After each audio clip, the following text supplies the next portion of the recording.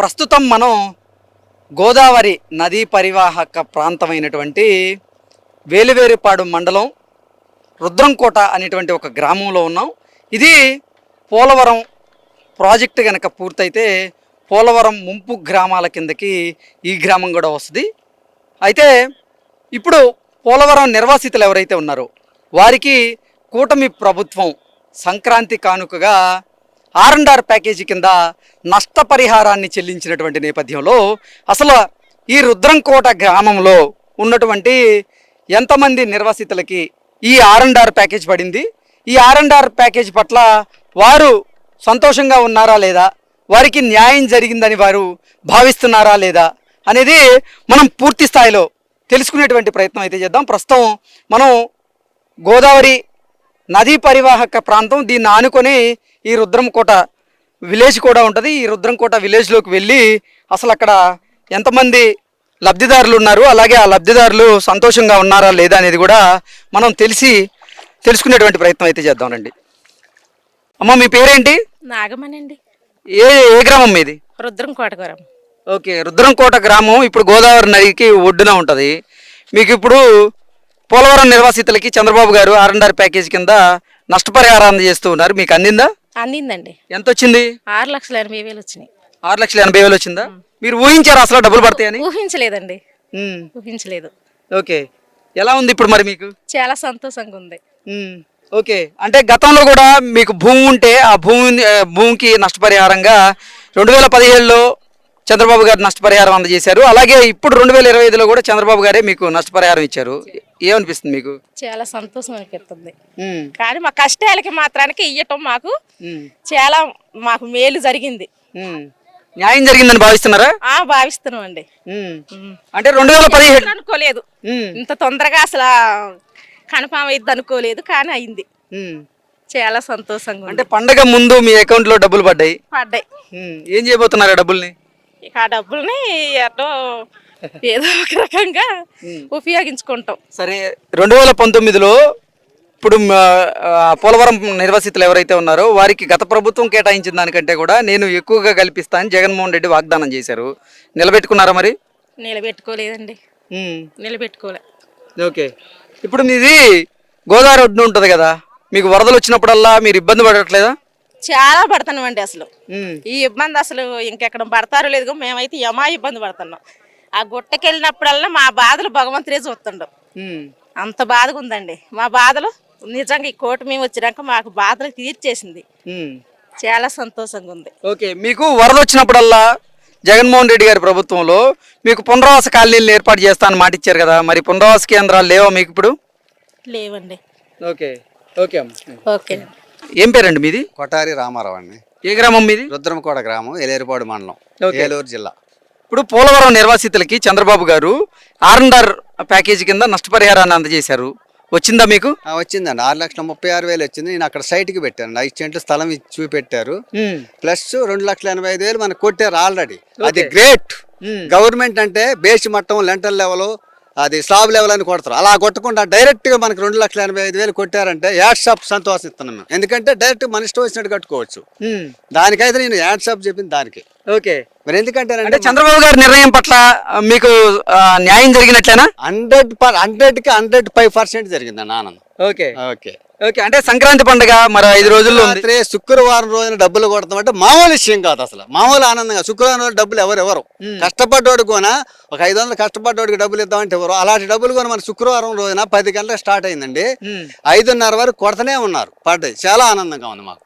శుక్రవారం రోజు డబ్బులు అంటే మామూలు విషయం కాదు. మన ఇంటికి లక్ష్మీదేవత వచ్చినట్టే. ఓకే, అంటే సంక్రాంతి పండుగ మీ ఇంట్లోకి ముందే వచ్చినట్టేనా? ముందే 10 రోజుల ముందు సంక్రాంతి పండుగ మన ఇంటికి చంద్రబాబు నాయుడు గారు, కూటమి ప్రభుత్వం, పవన్ కళ్యాణ్ గారు, ఫస్ట్ ఆఫ్ ఆల్ సిరిబాల రాజు గారు, MP గారు, పుట్టా మహేష్ గారు, వీళ్ళందరూ కూడా పోలవరం నిర్వాసితులు సమస్యలు కష్టాలు చూశారు.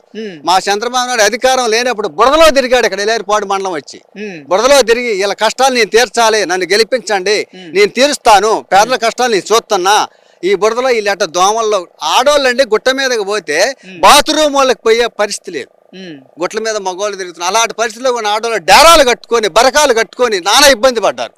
అలాంటివన్నీ చూశాడు డైరెక్ట్ చంద్రబాబు నాయుడు ఎలేరుపాడు మండలం వచ్చి చూశారు. పవన్ కళ్యాణ్ గారిని ఎలేరుపాడు మండలం మొత్తం చూసి మాకు న్యాయం చెయ్యాలి, వీళ్ళకి ఎవరో చేయకపోయినా మనం చెయ్యాలి. లోకేష్ గారు కానీ మా బొరగం చీని గారు ఇక్కడ ఎవ్వరు అధికారం లేకపోయినా ఇక్కడ గుట్ల మీద మెట్ల మీద ఉంటే భోజనాలు వండించుకొని వచ్చి తీసుకొచ్చి మాకు భోజనాలు పెట్టి మాకు చింతనేని ప్రభాకర్ దెందులూరు మనకు సంబంధం లేని ఎమ్మెల్యే కూడా వచ్చి మా ఏరియాలో ఆర్థిక సాయం చేశారు. ఓకే, ఇప్పుడు 2019లో జగన్మోహన్ రెడ్డి మీకు ఒక హామీ ఇచ్చారు. తాను గనక ముఖ్యమంత్రి అయితే గత ప్రభుత్వం ప్రకటించిందా నష్టపరిహారం కంటే కూడా నేను పెంచి మొత్తంగా R&R ప్యాకేజీ 10,55,000 ఇస్తా అన్నారు. మరి ఇచ్చారా? మా నాన్నగారి టైంలో 1,15,000 ఆయమన్న భూములు పట్టా భూములు 1,15,000 మా నాన్నగారు ఇచ్చారు. నేను గెలిపియండి, నేను 3,50,000 నేను ఇస్తాను, నాది పూచి మాట తప్పను మడిమ తిప్పనని మాట తప్పాడు, మడిమ తిప్పాడు. అసలు ఆయన ఏమి చేయలేదు. తర్వాత ప్యాకేజీ 636 చంద్రబాబు నాయుడు గారు నేను 10 లక్షలు ఇస్తాను కానీ అని మాట తప్పిన వ్యక్తి మొట్టమొదటి వ్యక్తి అంటే జగన్మోహన్ రెడ్డి.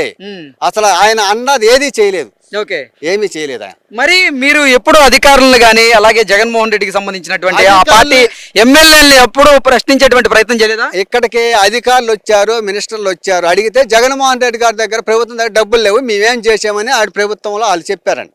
డబ్బులు లేవని చెప్పారు వీళ్ళు మినిస్టర్. ఏంటి నిజంగా జగన్మోహన్ రెడ్డి గారు కానివ్వండి అలాగే ఆయన పార్టీ ఎమ్మెల్యేలు మాయ మాటలు చెప్పి మిమ్మల్ని దగా చేశారా? మాయా మాటలు చెప్పి పాదయాత్ర చేసి ఆ కబుర్లు ఈ కబుర్లు చెప్పి నేను పీఠం ఎక్కాలి, ఒక్కసారి కానీ సీఎం చెయ్యాలి అనే ఉద్దేశంతో ఆయన సీఎం అయ్యాడు. కానీ ప్రజలకు తెలిసి మా నిర్వాసితుల గ్రామాల్లో అయితే ఆయన ఏమి చేయలేదు, ఏమి చేయలేదు.